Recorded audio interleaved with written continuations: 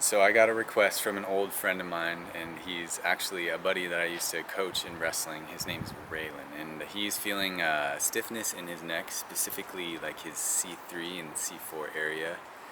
So what I'm going to do is show you guys a couple stretches that'll help deal with stiffness in the front side and the back side of your neck, as well as through your jawline.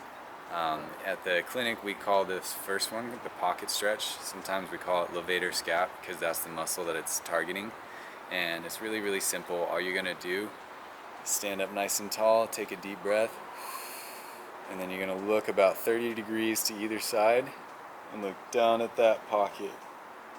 And if you need an extra stretch, if this isn't enough for you, you can either push into your hand or you can pull on your head and push back in your hand. Everybody's gonna have stiffness from different habits and different traumas, so you're gonna feel everybody's gonna feel this stretch a little differently. So you got to figure out what works for you. All right, this next stretch looks a lot like the open book stretch that some of you might have done, but instead of coming out to the sides, we're gonna be doing more of a gait cycle variation with our arms. So stand up nice and tall. As this arm starts to come back, I'm gonna start to look back and turn my head. So as soon as my hand is passing my hip, that's really when I start to get that cervical rotation. Still trying to keep my lungs nice and full and neutralize my spine. And I'm looking back absolutely as far as I can. And returning to my center and doing the other side.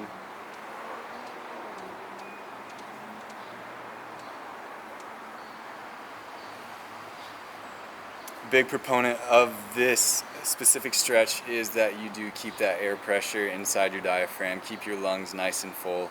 That way you can actually engage your thoracic spine while you're rotating your cervical, and that's really, really important. So on to the third stretch. All right, so just a forewarning, this one's going to be a little different. It has to do more with release than actually stretching, but you want to also think about engagement and mind-muscle connection and intention.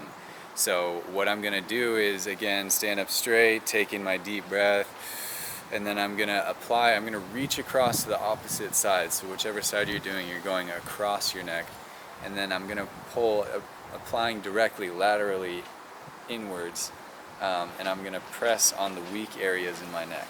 As I press, if I feel a shift going this way, then I'm going to try and fight and come back and straighten out my neck again. And I'm just going to work my way up.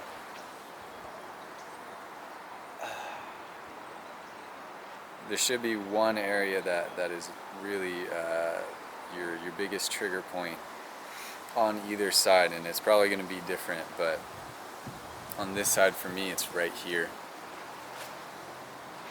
And I'm trying to also sort of open up my jawline here and let go of, I get really stiff jaw and cheekbones for some reason. And I think that has to do with, my phone a lot and things like that. But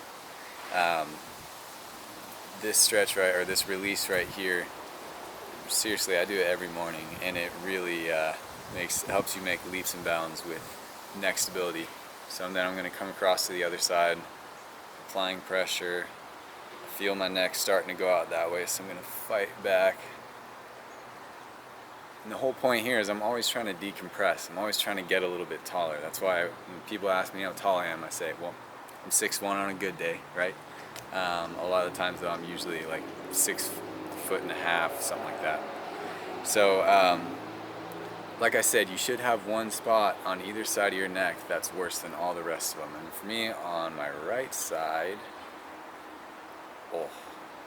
right there. And even as I press in, I don't feel much laterally going that way.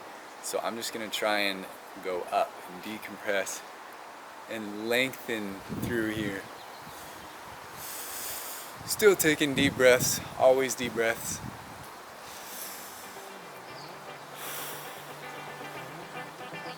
All right.